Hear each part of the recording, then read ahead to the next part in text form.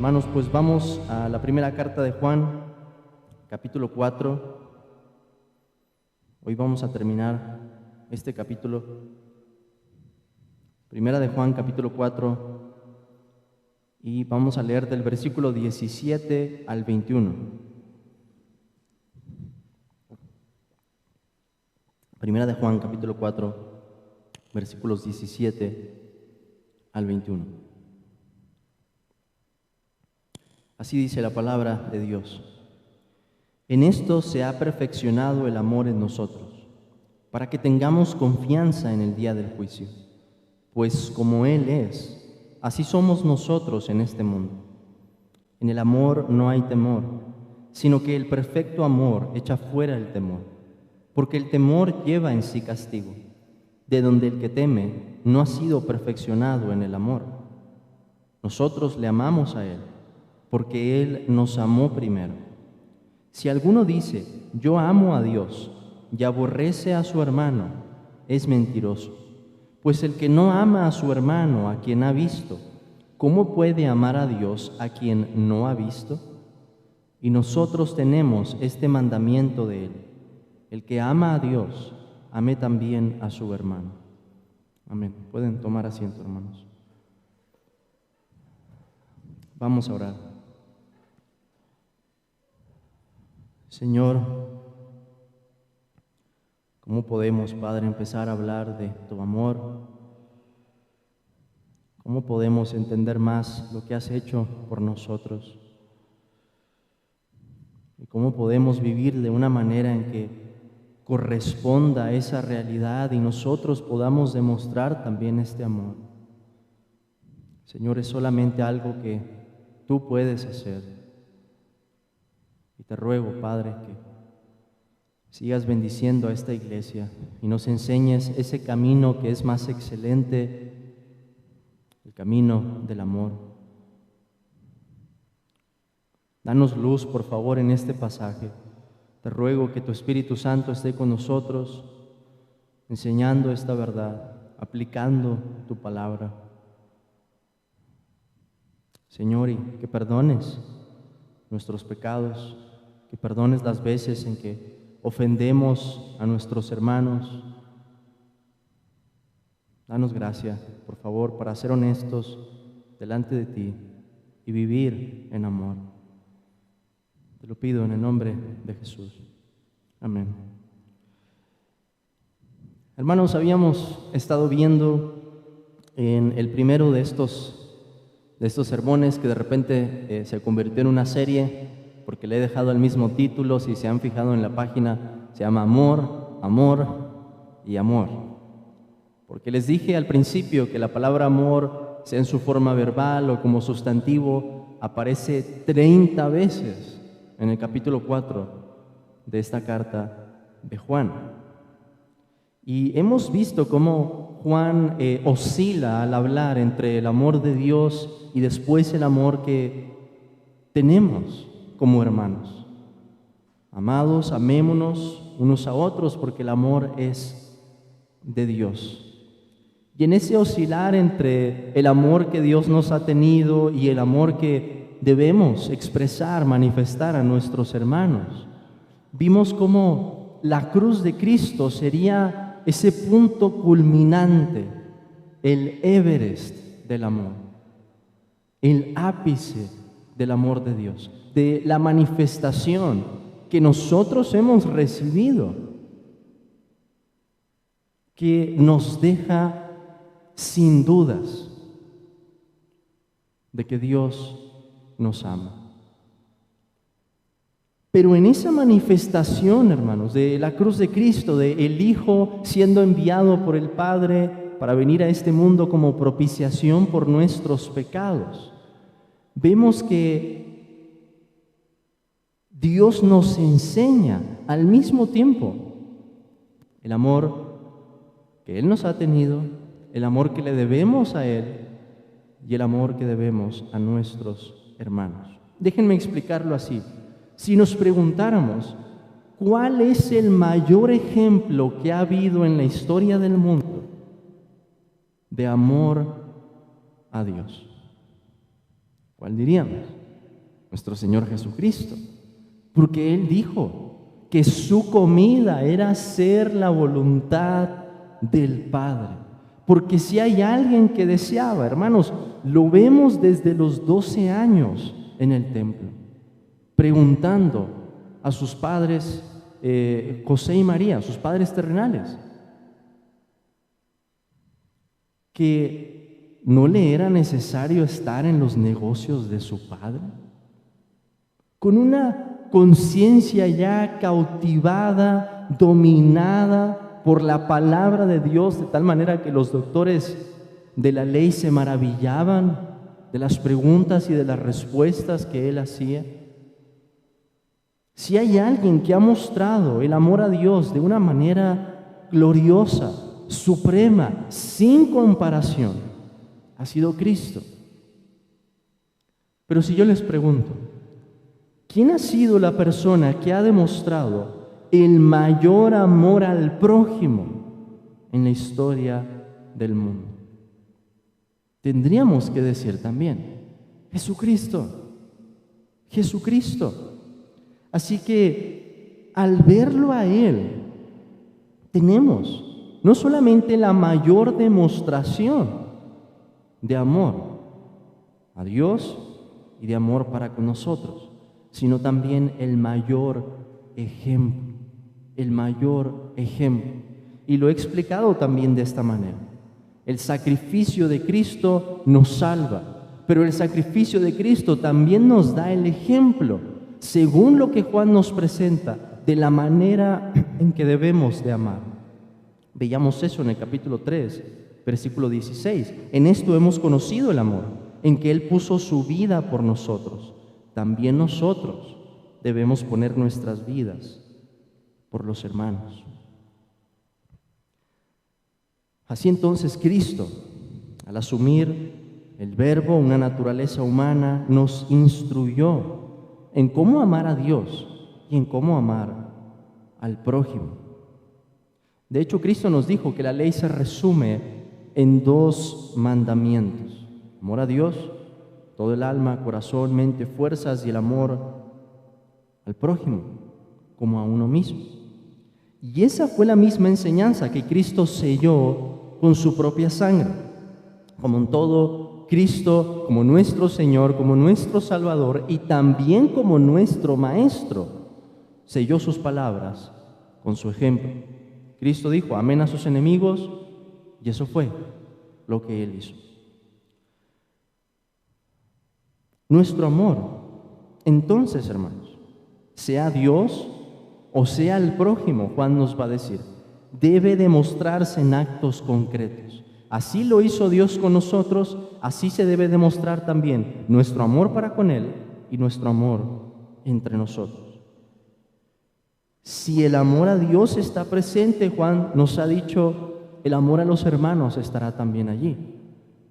Si el amor a los hermanos está presente, tenemos que decir también, o lo decimos también al revés, podemos decir que el amor a Dios está en ese mismo corazón. Juan termina su discurso acerca del amor con esta sección que de la misma forma está oscilando entre el amor que Dios nos ha mostrado, el amor que Dios ha derramado en nuestros corazones, con el amor que se expresa para con nuestros hermanos. Y quiero que veamos este pasaje en 3 partes. En primer lugar, tenemos el resultado de esta evidencia del amor, o como Juan lo va a llamar, el perfecto amor o el amor perfeccionado, en los versículos 17 y 18, el resultado de esta evidencia. ¿Cuál es la evidencia? Este amor. En segundo lugar, tenemos la causa de nuestro amor. Versículo 19, la causa de nuestro amor. Nosotros le amamos a Él porque Él nos amó primero. Y por último, tenemos una aplicación de esta evidencia, como Juan lo ha venido haciendo. Nos explica la verdad y luego la aplica para decirnos, así podemos distinguir. La aplicación de esta evidencia, versículos 20 y 21. El resultado de esta evidencia, en primer lugar, versículos 17 y 18, la causa de nuestro amor, versículo 19, y por último, la aplicación de esta evidencia, versículos 20 y 21. Primero veamos, hermanos, esa evidencia en cuestión, el resultado de esta evidencia. Versículo 17 nos dice: en esto se ha perfeccionado el amor en nosotros, para que tengamos confianza en el día del juicio, pues como Él es, así somos nosotros en este mundo. En esto se ha perfeccionado el amor en nosotros, que también puede traducirse como el amor con nosotros o el amor entre nosotros. ¿A qué se refiere el amor perfeccionado? ¿Cómo es que se perfecciona el amor? Habíamos visto una frase semejante ya en el versículo 12. Nadie ha visto jamás a Dios. Si nos amamos unos a otros, Dios permanece en nosotros y su amor se ha perfeccionado en nosotros. ¿Qué es esto del amor perfeccionado? La palabra perfeccionado, hermanos, que utiliza Juan, tiene la connotación de algo que llega a su cumplimiento, algo que llega a su meta. ¿Y cuál es la meta aquí? Creo que la ocasión anterior lo expresé de esta manera, pero pensemos primero en Dios. Dios es la fuente de amor, nos ha dicho Juan. El amor es de Dios. Pero Dios no solamente es la fuente de amor, Dios es amor. ¿Qué es lo que hace Dios según Juan? Dios nos ama. Dios nos amó. Y la forma en que demostró eso, la forma en que nos amó, es dando a su propio Hijo. ¿Qué es lo que pasa en nosotros cuando recibimos ese amor? Empezamos a permanecer en su amor. Empezamos a vivir en una nueva esfera. Si la esfera en la que antes vivíamos se caracterizaba por lo que Juan llama tinieblas, en el capítulo 1, por lo que Juan llama el odio, ese aborrecimiento, por el camino de Caín, cuando éramos hijos del diablo. Cuando Dios nos salva, esa esfera cambia por completo, y permaneciendo en ese amor y retornando, hermanos, en expresiones de amor hacia Dios, también mostramos amor para con los hermanos. Podemos ver esto como un círculo. El amor, Dios es amor, Dios es la fuente de amor, su amor llega a nosotros, y al llegar a nosotros empezamos a participar de ese amor, a compartir ese amor, a demostrar ese amor para con los demás. ¿Y qué es lo que pasa con el amor? Culmina otra vez en Dios. Entonces, el amor perfeccionado sería el amor con el que Dios nos ha amado, que cumple su propósito cuando amamos a los hermanos. Porque Dios no solamente nos amó para un beneficio individual o particular, sino para que resulte en el beneficio de muchos. El amor perfeccionado es entonces el amor con el que Dios nos ha amado, que cumple su propósito al expresarse hacia nuestros hermanos. La frase que tenemos allí, en el versículo 17, en esto se ha perfeccionado el amor en nosotros, apunta hacia la última parte de este versículo. ¿Cuál es la última parte? Dice, pues como Él es, así somos nosotros en este mundo. ¿En qué se ha perfeccionado el amor? ¿Por medio de qué se ha perfeccionado el amor? ¿Cómo podemos saber que se ha perfeccionado el amor? La respuesta es, pues como Él es, así somos nosotros en este mundo. ¿Qué es lo que eso significa? La referencia es a Cristo, como Él es. Esto es parecido, hermanos, a lo que vimos en el capítulo 3, versículo 3, que nos dice, y todo aquel que tiene esta esperanza en Él, se purifica a sí mismo, así como Él es puro, así como Cristo es puro. El que tiene esta esperanza se purifica a sí mismo, así como Cristo es puro. Otra vez, Cristo no solamente es el que nos salva, Cristo se presenta en la carta de Juan como el patrón de nuestra obediencia. El que dice que permanece en Él, ¿qué dice? Debe andar como Él anduvo. Lo mismo vemos en el capítulo 3, versículo 7. Hijitos, nadie os engañe. El que hace justicia es justo, como Él es justo. Hay una imitación, una participación. Los creyentes comenzamos a imitar a Dios. ¿Por qué? Porque ahora somos sus hijos.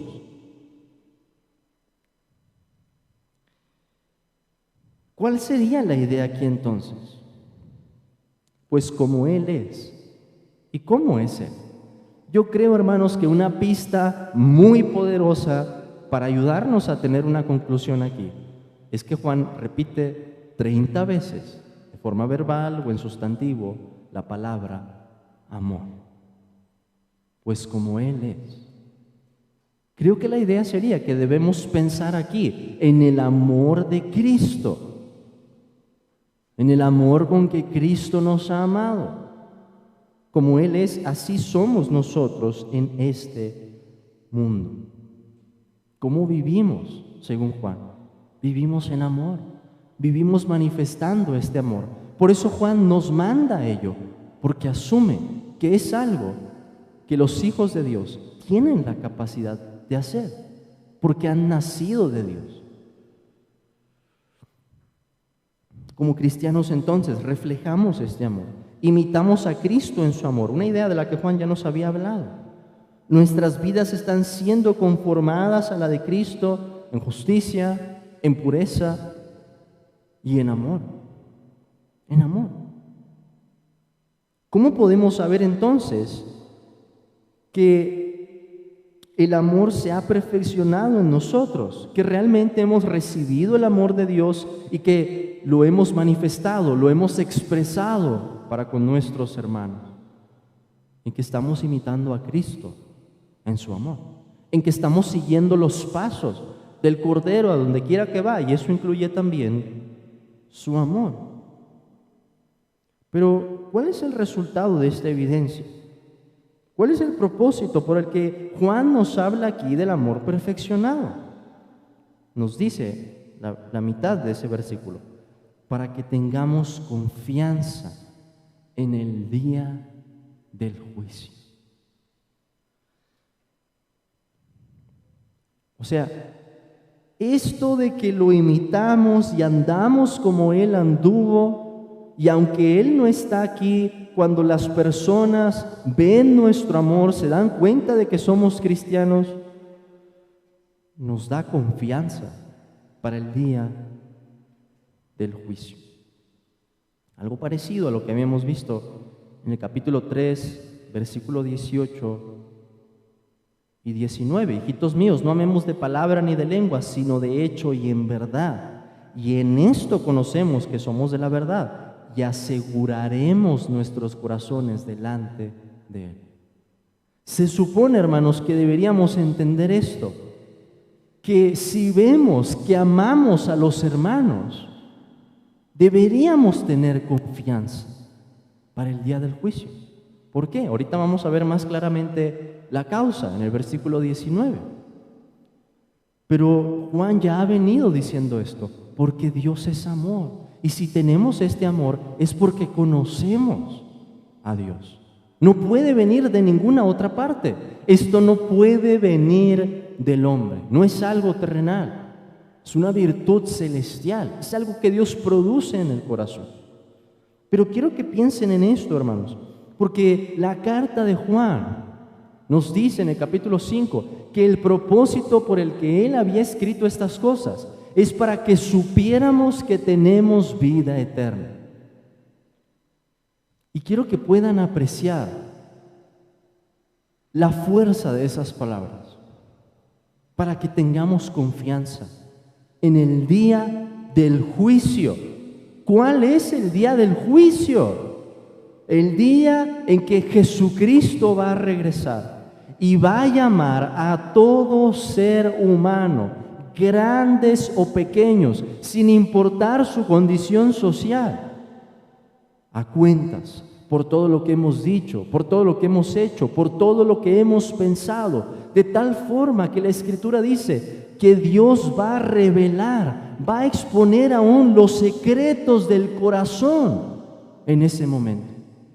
Los va a juzgar con una justicia perfecta, una justicia inexorable. Incluso de tal manera que en Apocalipsis los reyes de esta tierra, cuando ven ya que el Cordero viene, empiezan a decir a los montes: caigan sobre nosotros, escóndanos de la ira del Cordero. El día del juicio será terrible.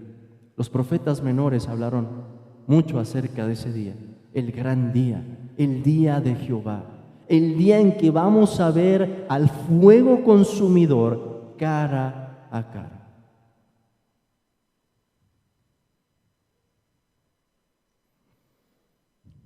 Es un juicio severo, es un juicio justo y es un juicio con consecuencias eternas. ¿Cómo es que Juan puede decir algo así? Para que tengamos confianza en el día del juicio. ¿Cómo es que Juan puede decir que podemos tener confianza en el evento más aterrador de la historia? Y las Escrituras no escatiman, hermanos, en hablarnos de imágenes abundantes, con tinieblas, los cielos apartándose de la presencia de Dios, las rodillas doblándose ante su presencia. Y Juan dice, para que tengamos confianza en el día del juicio. O sea, podemos tener confianza en el día del juicio. Esa es la seguridad de la que Juan nos ha venido hablando.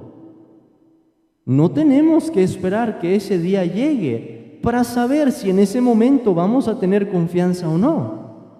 Juan nos dice que por este amor perfeccionado, al reconocer que está en nuestro corazón, podemos tener confianza para ese día. ¿Cómo puede existir la confianza? Dios no va a rechazar la obra que Él hizo. Cuando Dios ve su amor en una persona, Él sabe que es su amor. Él reconoce que es su amor. Él reconoce que eso no puede venir del hombre, porque es algo que Él mismo nos da. Dios no se va a retractar de su amor. Dios no se va a retractar de haber enviado a su Hijo, de haberlo ofrecido en propiciación por nuestros pecados. Dios no se va a retractar tampoco de lo que Él ha hecho en nosotros. Aquel que ama a sus hermanos, entonces, con el amor que Dios da, se da cuenta de que su vida le pertenece a Cristo, que ha sido transformado por Dios, y eso le da confianza. Juan nos está diciendo que este amor, entonces, que cumple su cometido al amar a los hermanos, es algo que fortalece, es algo que refuerza nuestra seguridad para aquel día. Vemos este amor y decimos: Señor, no hay manera en que esto podría haber salido de mí si no fuera porque tú me amaste. Que si permanecemos en amor, permanecemos en Dios y Dios en nosotros, y eso nos da confianza. Confianza. Y aquí debemos preguntar. Esta es una aplicación, hermanos, no es el propósito del pasaje. El propósito del pasaje es darnos esa seguridad al confirmar esta evidencia. Pero déjenme dar una aplicación que creo que es legítima a partir de este pasaje. Y ya lo había hecho, pero quiero repetirlo. ¿No será lógico entonces que si nuestro amor a los hermanos es débil, languidece, tiene estorbos, y dejamos que esos estorbos se entrometan en nuestro amor, vayan minando poco a poco nuestra seguridad? vayan minando la confianza que podemos tener para el día del juicio? ¿No será, hermanos, acaso esa una de las razones por las que nuestro servicio no es mayor, por la que nuestro amor y agradecimiento a Dios no es mayor, por la que nuestra obediencia a Dios no es mayor? Que no podemos ver esa seguridad claramente, que nuestra confianza no está firme, que decimos, yo sé que el Señor me va a recibir en su reino en aquel día, pero no disfrutamos un grado alto de esa seguridad. Porque ¿quién puede detener a un creyente que está completamente seguro de que va a ser recibido por Dios en el día del juicio? ¿Qué lo puede detener? ¿Qué miedo puede tener? ¿La muerte? ¿Qué se puede interponer ya? Hermanos, si la realidad más aterradora es Dios y el creyente puede tener confianza delante de Él, ¿qué le puede dar miedo entonces? Puede ser que la razón por la que nuestra confianza no está firme sea porque hay algo que se interpone en el amor a los hermanos, algo con lo que no estamos tratando, algo que no hemos mortificado. Pero de nuevo, el propósito de Juan aquí es decirnos que esto ya es una realidad en nuestra vida. Hermanos, no puede existir algo así como un cristiano que no ama. No existe. Puede existir un cristiano que tenga estorbos en su amor. Por supuesto, nuestro amor no puede ser perfecto de este lado de la gloria. Pero no puede existir un cristiano que no ame. Y por eso Juan está diciendo que este debería ser el motivo de confianza. Al ver que el amor con el que Dios nos ha amado lo estamos demostrando, crecemos en nuestra seguridad, tenemos confianza. Pero Juan dice además, versículo 18, perdón, en el amor no hay temor, sino que el perfecto amor echa fuera el temor, porque el temor lleva en sí castigo, de donde el que teme no ha sido perfeccionado en el amor. Primero habla de confianza y ahora dice lo opuesto, ¿no? En el amor no hay temor, lo dice de una manera diferente, sino que el perfecto amor echa fuera el temor. Es decir, el amor no puede estar mezclado con el temor al que Juan se refiere. Ahora déjenme hacer una distinción aquí porque podemos confundirnos. La Escritura nos manda a tener temor de Dios. Ese es el principio de la sabiduría. Un temor santo, un temor reverencial, un temor por la majestad de Dios, un temor que nos puede poner a temblar. Pero un temor en el que aún así sabemos que somos recibidos por Dios. Un temor que no se contrapone al amor. Un temor que puede coexistir con la confianza. Pero ese no es el temor del que Juan habla aquí. El temor del que Juan habla aquí es la expectativa de la condenación. Es un temor que viene por pensar, vamos a ser condenados. Y creo que la razón por la que Juan dice esto, hermanos, y que este temor lleva en sí castigo, ¿y cuál castigo? Pues, ¿de qué está hablando Juan? Del día del juicio, condenación. Creo que la razón por la que Juan dice esto, es porque lo que los falsos maestros les habían enseñado a estos creyentes, los había confundido. ¿Y qué puede pasar con la confusión? Cuando alguien tiene una confusión doctrinal acerca de cómo es que opera el amor de Dios, cómo puedo estar seguro de la salvación, cómo puedo estar seguro de que he participado de este amor, ¿qué es lo que va a venir? Temor. Un creyente puede llegar a pensar algo así. Y quizá fue el caso de estos creyentes que confundidos dijeron, quizá ni siquiera conocemos a Dios. Quizá lo que los falsos maestros dicen es verdad y nosotros no lo conocemos y ellos sí. Y creo que la idea sería que Juan les está diciendo, no se equivoquen, son ustedes los que aman. Son ustedes los que tienen este amor del que estoy hablando. Son ustedes los que deberían disfrutar de esta confianza para el día del juicio. Porque el amor con el que Dios nos ha amado y que se expresa en el amor a otros, echa fuera el temor. Debe desarraigar ese temor, esa expectativa de condenación.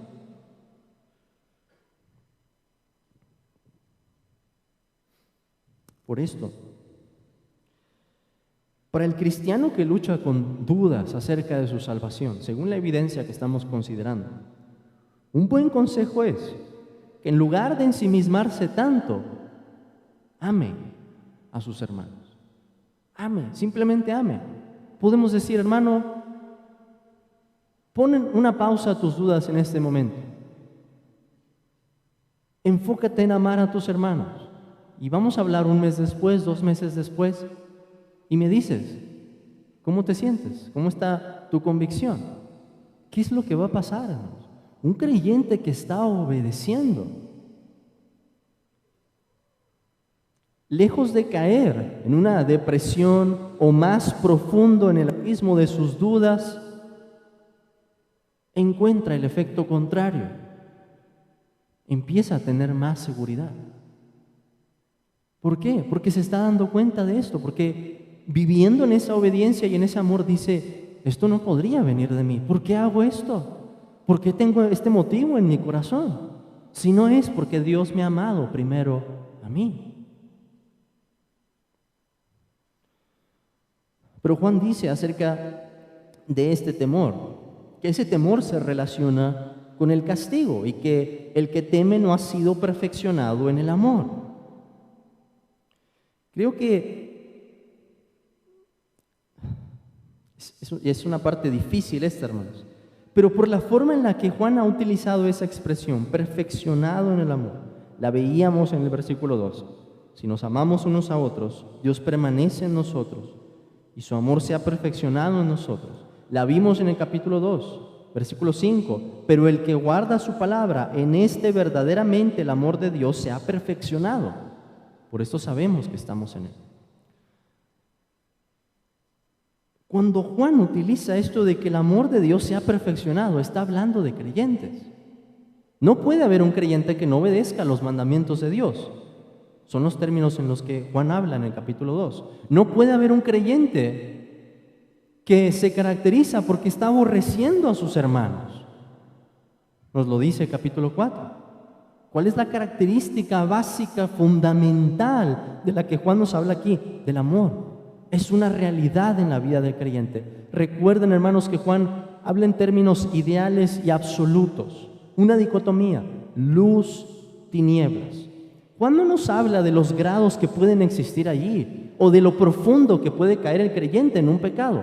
Juan solamente distingue, o alguien es creyente o no es creyente. O alguien guarda los mandamientos de Dios o vive desobedeciendo. O alguien vive en amor o alguien vive como Caín. Pero no hay medios términos aquí. Y pensando en eso, hermanos, creo que a lo que se refiere Juan cuando dice, donde el que teme no ha sido perfeccionado en el amor, es que le está diciendo a los creyentes, si ustedes temieran realmente a la condenación y se quedaran allí, lo que eso demostraría es que no hay amor. Es que no han recibido ese amor de parte de Dios que se expresa a los hermanos. ¿Por qué? Porque en donde existe ese amor, si ustedes toman la evidencia que les estoy diciendo, debe haber confianza, debe haber seguridad. En otras palabras, Juan dice, no se equivoquen, no se equivoquen. Y otra vez, hermanos, creo que esto tiene mucho que ver con lo que los falsos maestros estaban enseñando. Quizá algo que había robado les estaba quitando de esa paz, de esa tranquilidad, de esa confianza, de esa seguridad que tenían. Pero he dicho que estos 2 primeros versículos tratan con una evidencia. El amor que Dios nos ha dado, que se expresa en el amor que tenemos por otros. Pero ahora Juan, hermanos, pasa del efecto o del resultado hacia la causa. Nos habla del amor perfeccionado, pero ahora otra vez nos lleva a considerar de dónde es que viene esto. Como si en el círculo que les dije hubiéramos avanzado y luego fuéramos otra vez al revés. Dios nos amó, ese amor se expresa en otros, pero Juan dice, ¿de dónde viene esto? Vamos otra vez al revés, de Dios. Versículo 19. ¿Cuál es la razón por la que amamos? Nosotros le amamos a Él porque Él nos amó primero. Ahora, el texto que tenemos aquí presenta una variante textual. Y normalmente no digo esto porque las variantes suelen ser muy pequeñas, pero en este caso es una que puede cambiar en cierta forma el sentido. Si alguien tiene por ahí la Biblia de las Américas no dice nosotros le amamos a Él. La Biblia de las Américas dice nosotros amamos porque Él nos amó primero. Y creo, hermanos, que el peso de la evidencia y del contexto se inclina a esa variante. Nosotros amamos porque Él nos amó primero. ¿Por qué? Porque una referencia genérica nos ayudaría a entender que Juan implica tanto el amor a Dios como el amor a los hermanos aquí.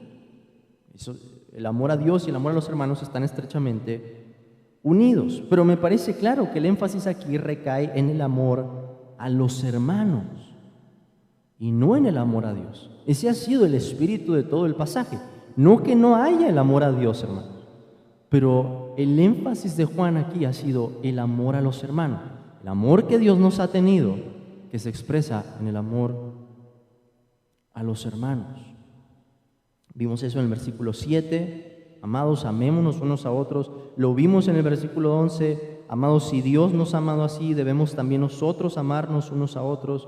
Lo vimos también en el versículo 12. Lo vimos, o lo vamos a ver, en el versículo 20 y en el 21. Si alguno dice, yo amo a Dios y aborrece a su hermano, es mentiroso. Están estrechamente unidos, pero el énfasis ha sido el amor a los hermanos. ¿Qué significaría esto si la traducción fuera, nosotros amamos porque Él nos amó primero? Que si amamos a otros, sea Dios o sea nuestros hermanos, es porque Dios nos amó primero. No puede ser de otra manera. No puede existir esta clase de amor del que hemos venido hablando. Un amor que es divino en naturaleza, un amor que es abnegado, un amor que es sacrificial, un amor que es costoso. No puede existir en una persona que no lo haya recibido.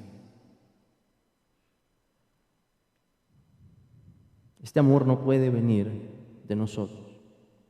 Si nos vemos a nosotros mismos, la manera correcta en la que debemos de pensar de nosotros es todo lo que tenemos de malo.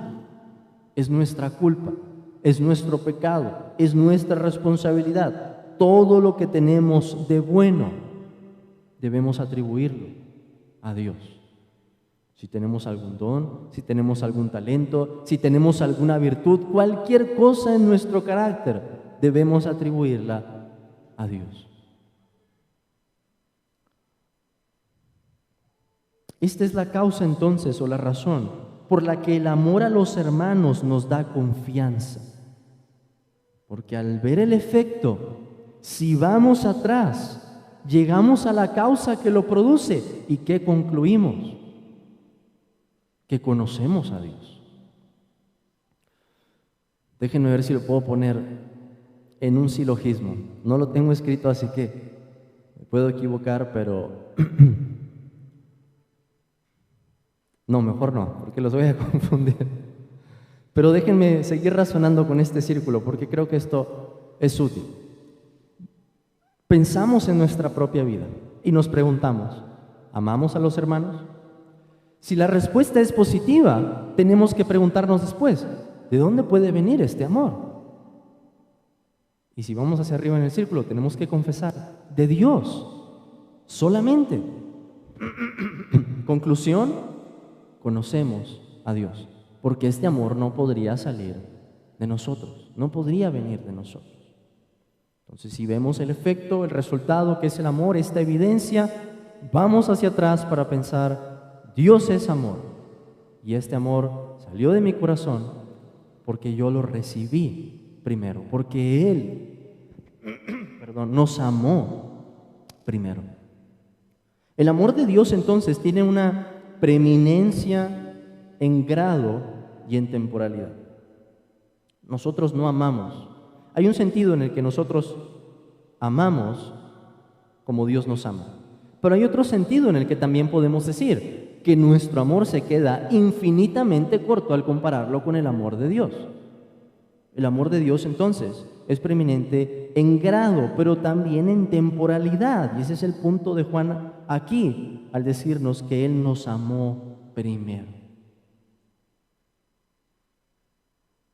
¿Por qué decir eso?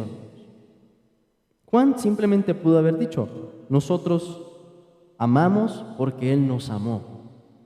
Pero Juan insiste en esto, que es Dios el que nos ama primero. Es para dejarnos bien en claro cuál es el origen de este amor, porque eso es lo que nos da confianza. Esto debería reorientar nuestra motivación para amar. Si el amor comenzara con nosotros o en nosotros, bien podríamos pensar que puede morir. Y no es así como piensan muchas personas en el mundo. Piensen en algún matrimonio que no sean cristianos y van a decir, el amor se fue, ya no hay amor entre nosotros. Pues sí, si sigues creyendo que el amor va a nacer de ti, que puedes amar a una persona de forma abnegada, costosa, sacrificial, entregándote a ti mismo, que eso puede salir de ti. Por supuesto que un día vas a decir, ya no hay amor.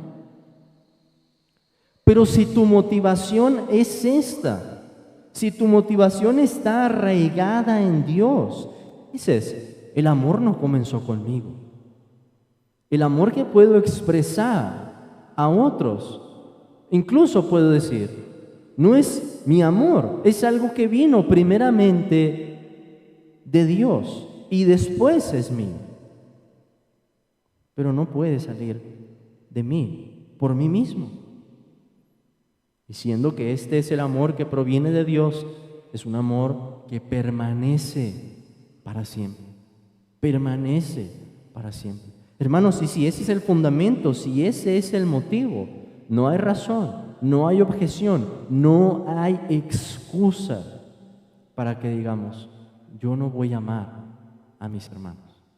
¿Cuánto menos para decir por los que Cristo murió?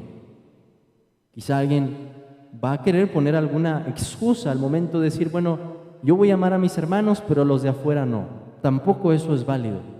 Pero mucho menos decir eso de la familia que tenemos en un lazo de sangre, la sangre de Cristo. Aún en las mayores demostraciones de amor, aunque está implícito aquí el ejercicio de nuestra responsabilidad, Juan nos da mandatos, amémonos unos a otros. Pero al mismo tiempo tenemos que confesar, no tenemos nada en qué gloriarnos. Si amamos, le damos la gloria a Dios, reconocemos, Señor, esto vino de ti. Y te doy gracias, Padre, porque ahora puedo amar con este amor. Ahora puedo responder de una manera diferente. Ahora puedo recibir la ofensa. Ahora puedo buscar la reconciliación.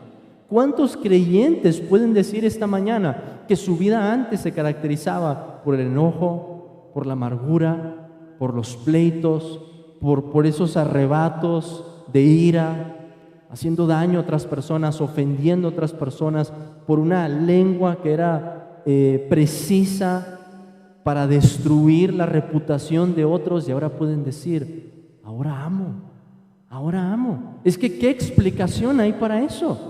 Dios es la explicación. Dios es amor. Dios es la fuente de ese amor. Dios es la causa por la que podemos amar. Este es, como hemos visto, el espíritu del Evangelio. El Dios que nos ama primero. Esa palabra cambia todo aquí. El Dios que nos amó cuando éramos sus enemigos. El Dios que nos ama aún cuando por nosotros mismos somos incapaces de amar con este amor. Por eso Juan va a concluir de esta manera, y con esto llegamos a la aplicación de esta evidencia. Versículo 20. Si alguno dice, yo amo a Dios y aborrece a su hermano, es mentiroso. Pues el que no ama a su hermano a quien ha visto, ¿cómo puede amar a Dios a quien no ha visto? Aquí tenemos, hermanos, la aplicación de la verdad que Juan nos enseña. Y probablemente otra vez esto tendría que ver con los falsos maestros, una manera en la que Juan les da para distinguir y decir, a ver, no todo el que dice yo amo a Dios conoce a Dios, porque el que ama a Dios tiene que amar también a su hermano. Pero la aplicación es clara. Si alguien declara que ama a Dios, si alguien con su boca dice yo amo a Dios, pero aborrece a su hermano, es mentiroso. Y piensen en esta clase de engaño. ¿Es real? ¿Es prevalente? Hay muchas personas que dicen algo así, que dicen yo amo a Dios y no tienen amor por los hermanos. Es fácil profesar esta clase de amor con la boca cuando Dios es invisible. Pero la forma en que eso se prueba es en nuestra conducta para con los demás. Si aborrecemos a nuestro hermano, pues estamos echando por tierra lo que decimos con nuestra boca. Recuerden esa relación entre el efecto, el amor a otros, y la causa, el amor de Dios. Si una persona profesa la causa, dice yo amo a Dios, al Dios que es amor, al Dios que es la fuente de amor, al Dios que me ha amado, podría decir esa persona. Pero no hay efecto. ¿Qué deberíamos pensar? Juan dice, es mentiroso. Es como si alguien dijera, hermanos, que le ha pasado un tráiler por encima, esa sería como la causa, pero no tiene ni un solo rasguño, no hay efecto. ¿Qué diríamos? La persona está loca, que está mintiendo. Así no podemos afirmar que amamos al Dios que es amor sin que haya un efecto real en nuestras vidas. Y si el amor es la mayor demostración que podemos hacer del cristianismo, esta clase de hipocresía es una de las manchas más terribles para la fe. La gente se da cuenta. La gente dice, sí, yo he visto a mi vecino, él va a la iglesia, se pone a cantar allí, una vez me invitó, me trataron bien, pero mi vecino es pésimo. Se enoja conmigo, de repente no me quiere saludar, me avienta cosas de la basura de su patio al mío. Estoy inventando algo, hermanos, pero la gente se da cuenta de esto, la gente lo ve y dice, yo no voy a ir a la iglesia. Si mi vecino es así, seguramente hacen una excusa, seguramente cristianos son así y yo no quiero tener nada que ver entonces con los cristianos. Creo que hemos hablado con más de una persona que dice algo así. Yo conocí a alguien que era cristiano, pero era terrible. Una mancha para la fe. Juan utiliza aquí un argumento que es llamado a fortiori, que quiere decir con mayor razón o con mayor motivo. El que no ama a su hermano a quien ha visto, ¿cómo puede amar a Dios a quien no ha visto? O sea, si no amamos al que podemos ver y que podemos demostrar de formas sencillas, concretas, tangibles nuestro amor, con mayor razón, ¿cómo podemos decir que amamos al que es invisible? A Dios. Si una persona no puede hacer lo que es menos amar al que ve, no tenemos por qué creer que puede amar al Dios que no ve, que es algo mayor todavía. Si no tiene lo que es menor, ¿cómo puede tener lo que es mayor? Si no tiene lo que es sencillo, ¿cómo puede tener lo que es más grande? Hay que preguntarnos, ¿hay alguien entre nosotros que quepa en esta descripción? Que quizá con su boca dice, yo amo a Dios, pero no ama a su hermano. Y en un término más fuerte, Juan dice, aborrece a su hermano.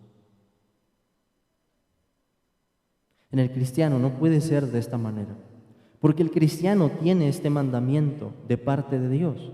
Versículo 21, el que ama a Dios, ame también a su hermano. Hay una unión entre el amor a Dios y el amor a los hermanos. Por eso la Escritura puede decir que el amor es el cumplimiento de la ley y que toda la ley se cumple en este solo mandamiento: amarás a tu prójimo como a ti mismo. ¿Por qué? Porque donde está el efecto está también el amor de la causa, Dios.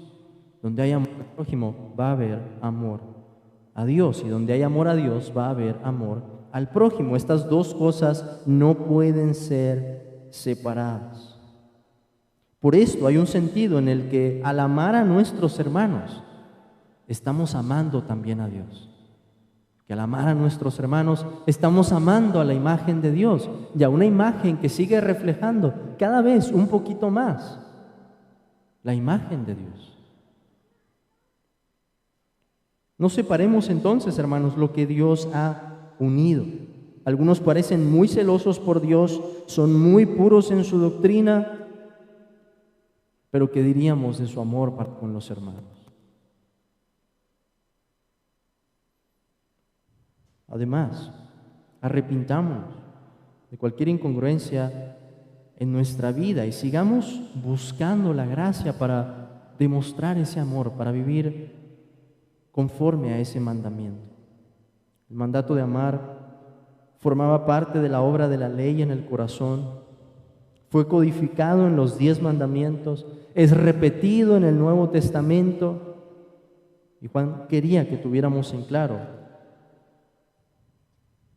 esa que es una de las lecciones básicas de la fe cristiana.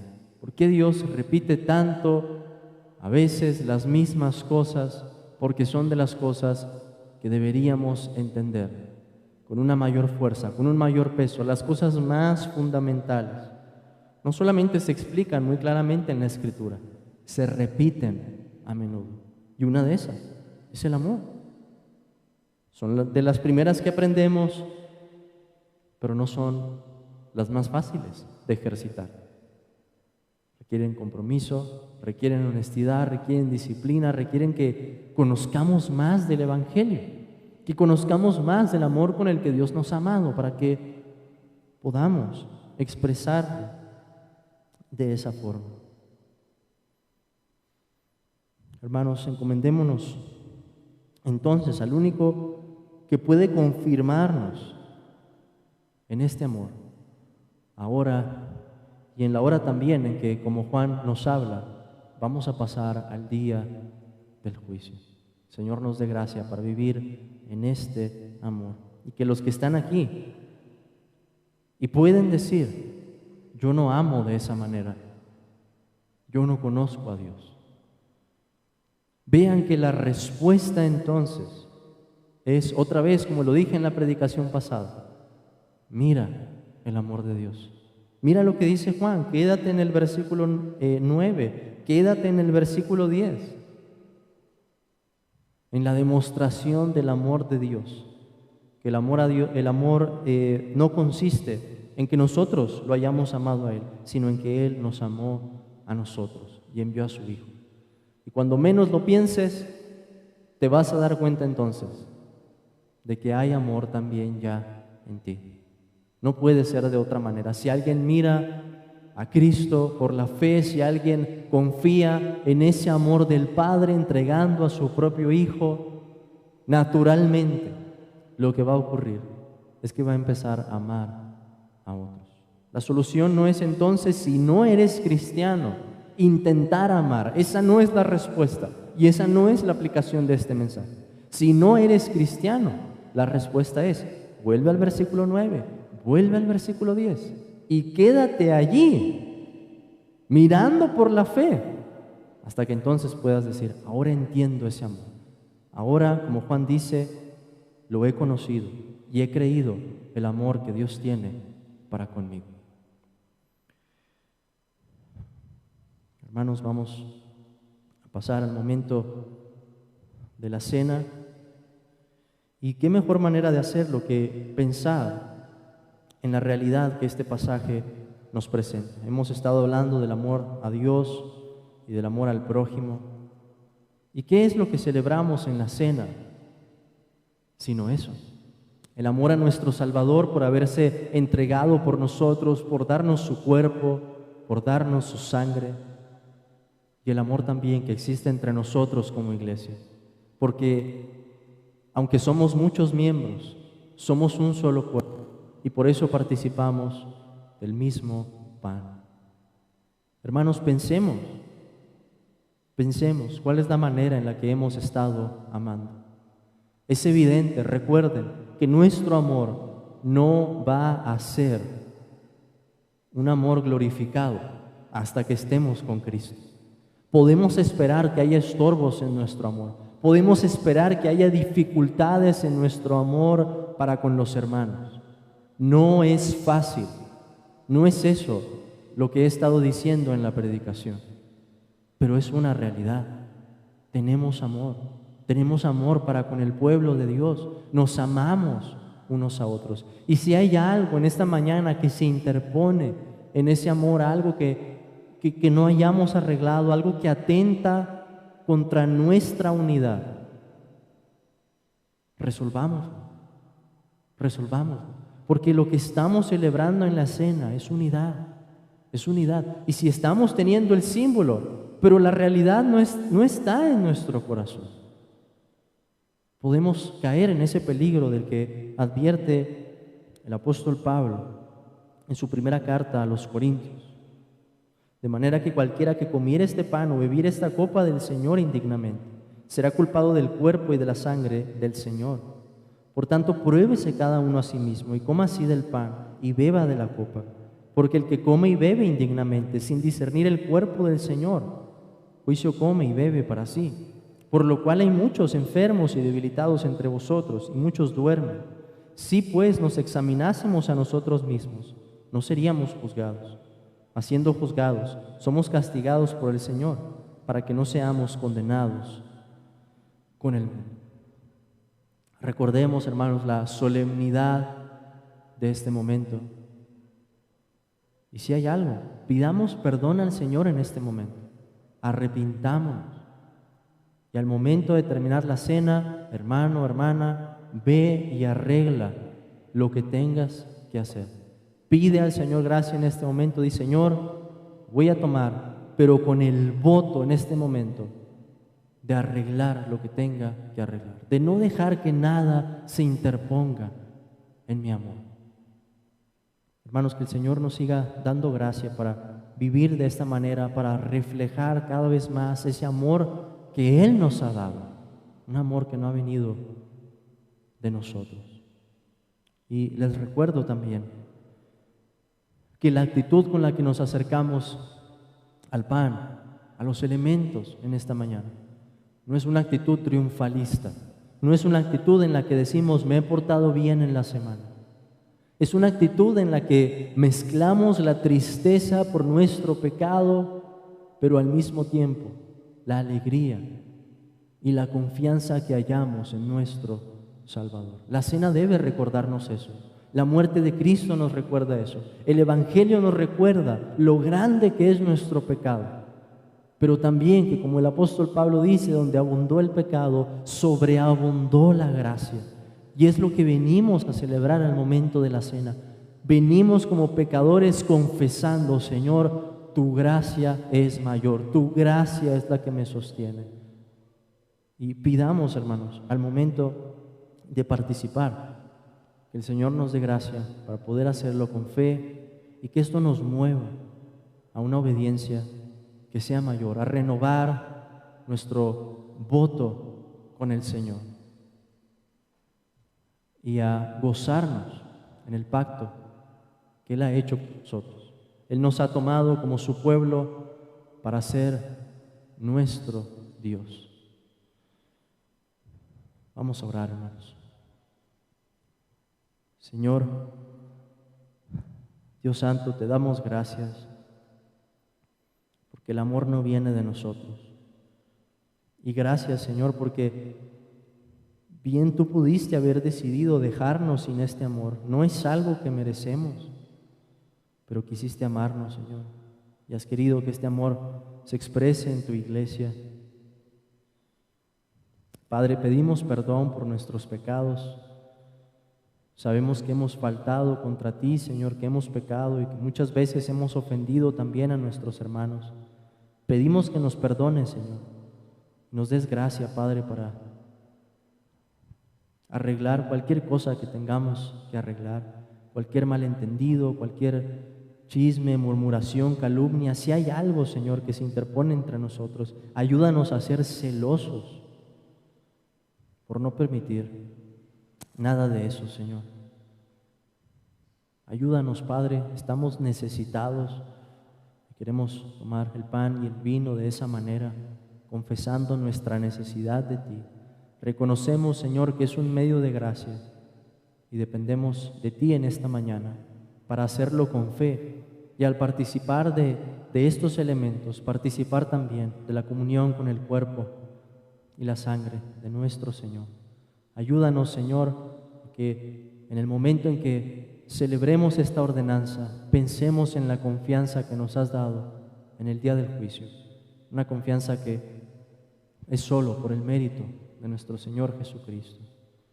Nos encomendamos a ti y pedimos esto en el nombre de Jesús. Amén.